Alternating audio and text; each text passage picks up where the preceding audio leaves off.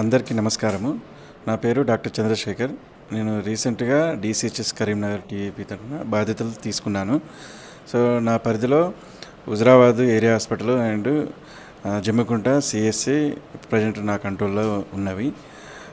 హుజురాబాద్‌లో ఇప్పుడు మనం 100 bed hospital అది. దాంట్లో మనకు ఫుల్ ఫ్లెడ్జ్డ్ డాక్టర్స్ ఉన్నారు.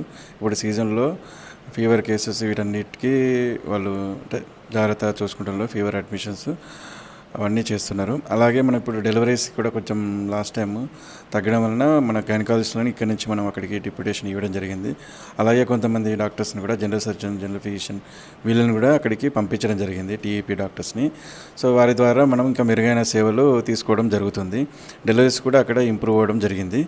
సో, అలాగే మనకు కలెక్టర్ గారి ఆదేశాల ప్రకారము జమ్మికుంటను చొప్పదండిలో కూడా డెలివరీస్ ఎంసీఐ సర్వీసెస్ ఇంప్రూవ్ చేయమని చెప్పడం జరిగింది.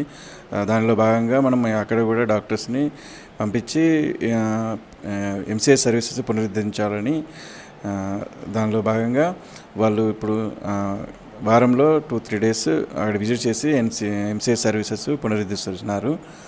సో, అలాగే ఇప్పుడు చొప్పదండిలో కూడా మనం ఇక్కడి నుంచి స్టాఫ్ని, మన టీఏపీ స్టాఫ్ని పంపించి అక్కడ కూడా ఎంసీఐ సర్వీసెస్ పునరుద్ధరించడానికి ప్రయత్నం చేస్తున్నాము.